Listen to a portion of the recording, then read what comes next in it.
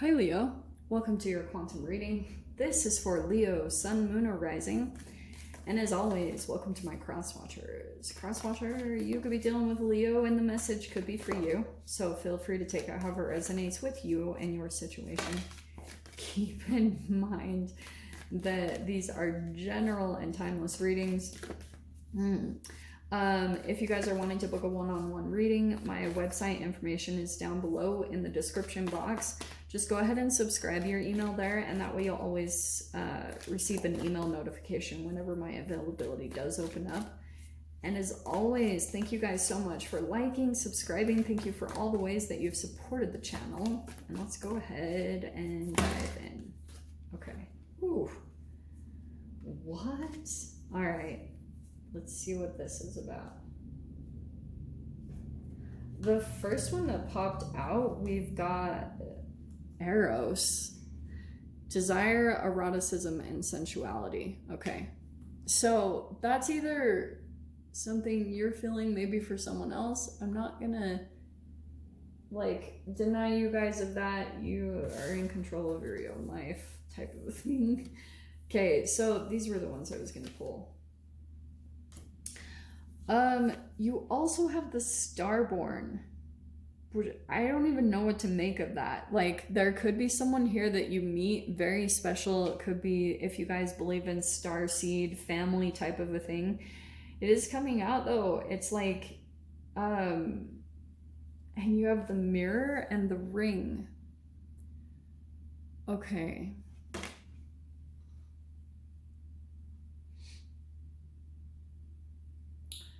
Okay, here's what I'm gonna say.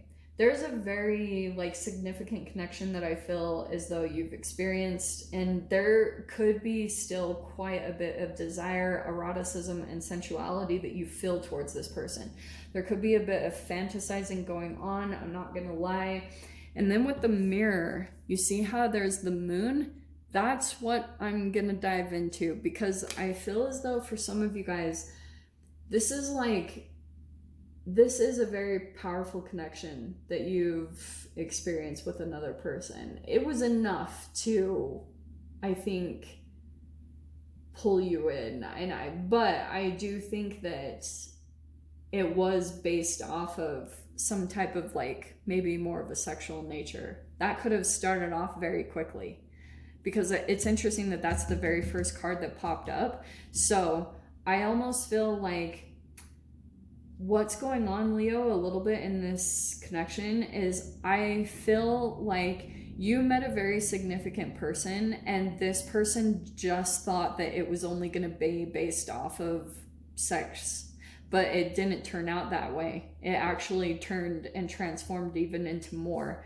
And with the ring on the end, there's I don't want to dive too much into this, especially because I don't want to get your guys' dopamine releases going crazy. But I feel as though this person, every time a moon cycle comes around, there's this powerful drive, and I like to be connected. And maybe that's even what becomes activated even more, is their sexual desire or their sexual nature becomes even more activated by the moon. And I've been debating on how much that's connected to some type of parasitic energy or something. Because think about this. The moon affects the tides, right? In the ocean. That energy of the moon affects the tides. And we as humans are made up of about 60-70% of water. Well, we're supposed to be. Not enough people drink water.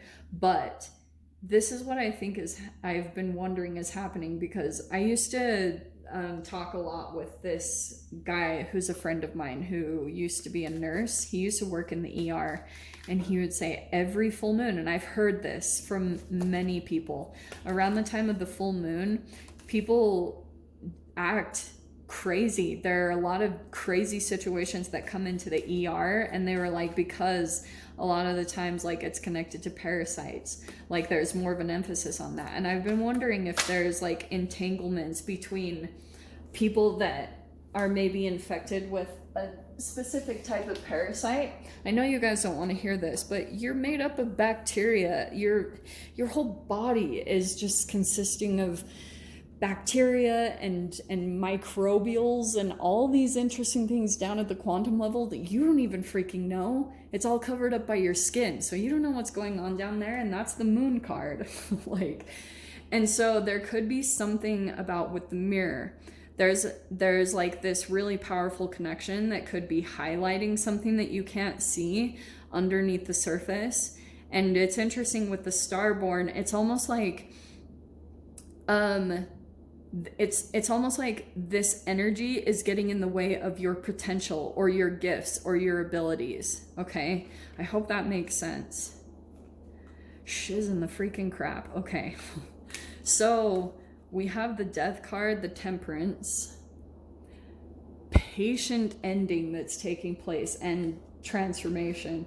Yeah, there's like something here about your energy being at a very particular type of patience or equilibrium. And so when it comes to something ending or a part of even you destructing, because I feel like you're in this transformational energy, maybe it could be connected to another person. Like there's an ending taking place. There's a lot of patience that's having to happen with this process, and you're about to break into something. The egg, there's like a cracking open to maybe your gift or an ability that you're going to come into, but you're having to spend a lot of time with patience, your self-care, bringing your energetic body into a state of conscious and subconscious equilibrium, calm, moderation in all things, right? So look what it's going to bring though. Look how cool. So we have the Lovers and the Sun card. That's awesome. So here's the thing. This keeps coming out. The Moon and the Sun have been coming out in a couple of readings together. This is positivity. To me, this is like, it's almost like you have a gift. Maybe you don't even realize it. Something that you have about, like for some of you guys, when it comes to the Starborn, that could be a crystalline child or an indigo, or, you know, in spiritual terms, that's what it could be called. But in 3D terms, it could be someone that's autistic or someone that just has like a gift or ability that could be discounted as like a disability, but it's actually a strength in some type of way. So there could be something here about you have that. Okay. First card out, we have the Eight of Wands. I have not seen that one in a while. Eight of Wands has not been popping out lately, which is always surprising to me. Okay, so that's some type of fast movement. That could be some type of travel or communication. It's a fast moving energy. So let me see what it's connected to. It'll come from the sun too. The more that you're getting photons of light, there's some type of progress happening. Sometimes the Eight of Wands too can be spiritual growth, but that doesn't surprise me. When I talk about spiritual, it could be absorbing photons of light, which starts getting activation to happen inside of your body. So if that starts happening and you feel more of a desire to move, that is what I feel like would be coming in. But it also could be some form of communication that might come in as well. Let's just see. Let's see if your cards want to pop out, Leo. Should we take those? Okay. It feels as though, all right.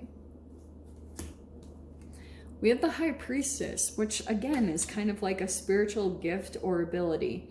That's your intuition. There's something here about, you know, something, or you might receive some type of information. It could be connected to some communication that you could receive as well.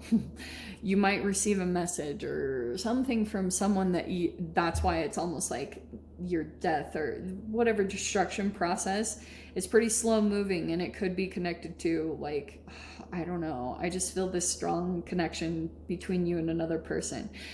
This person, again, going back to the beginning part, this person thought it was just going to be sexual, but something happened here. There's something like that. I almost want to say they had discounted, or they had kind of written people off, that nobody was ever different. They were like, this is how everyone is. And then you came along and shook things up. And now they could, do not depend on this. Do not get your hopes up. Do not wait on a person. But I wonder if this person is starting to crack open a little bit, that they're almost kind of like waking up, because if you've kind of pulled away, they might be feeling a little bit more motivation to go in that direction, because that's the way I see entanglements. And when you continue to move forward, your ability to inspire change just by you showing your ability to move forward inspires others. So I feel like it could be helping other people as well. So there's the High Priestess, right? High intuition. And then we have the Queen of Cups next to that. So here's where it gets kind of interesting, because we have the Five of Wands, which is some form of like conflict. It could be competition in some way, shape, or form. We have the Nine of Cups. I love that. And then we have the Eight of Pentacles. And then down at the bottom, I'm going to grab two more. We have the Two of Swords. Okay, so I feel like there's some form of information that's coming in, or some type of interaction, Leo, like between you and another person. It's straight up. Pretty high emphasis on a Pisces, or could be a water sign, Pisces, Cancer, Scorpio. But right now, I feel like there's some confusion about emotions or something along those lines. There's Nine of Pentacles. Whew, okay, yeah. So someone's feeling some form of conflict about someone else just being independent and on their own. It's like that's causing some type of, it's either inner conflict or there's some stuff going on about someone just deciding to stay independent, and someone is really not okay with that. Because I almost want to say that someone here, whoever this High Priestess is, and maybe that's you, Leo, because there is a powerful connection coming in here. We have the Lovers, we have the Sun, like someone, I almost want to say that someone is coming into this, oh, you're my wish fulfillment. And it feels as though there's a bit of conflict or confusion about this, because I feel like there was, if there was some form of conflict or jealousy, I feel like it was on both ends, honestly. This High Priestess, though, it's funny because I feel like this person, in a way, it's either you, Leo, or the other person. I'm so sorry, I don't know which. But I almost feel like if you're dealing with someone, you could be feeling as though they're very secretive or they are holding back. You might be feeling as though they have someone else on the side and they're not really like showing it. And that's okay though, especially if you're kind of the one that's more independent. Just keep doing that, because I feel as though Eight of Pentacles is your focus, right? And if we're talking quantum physics type of a thing, your focus, your attention alters the behavior of whatever is going on in your reality. So I feel as though there's a particular person that when you get your focus on them, it just gets your body all like conflicted. Maybe because of the history between the two of you. And so some of you guys, if you receive communication, which I do see it there, Eight of Wands, you might be receiving communication from this person. Because also, it's interesting with the Pluto retrograde, that's coming in as a bit of an influence. And with the Death card and the desire, eroticism, sensuality, there could be something around death, sex, transformation. There also could be secrets like about something of a sexual nature. I just have to put that out there because it's coming in archetypally. But oh, information truth. Oh, that's interesting. Okay, we're gonna dive into that, Leo. So if you guys want to join me in the extended, feel free. Go down below, click on the Vimeo link, and I'll see you over there. But Leo, if this is where we leave things, I'm sending you guys so much love, wishing you all the very best, and I'll see you in your next reading. Take care.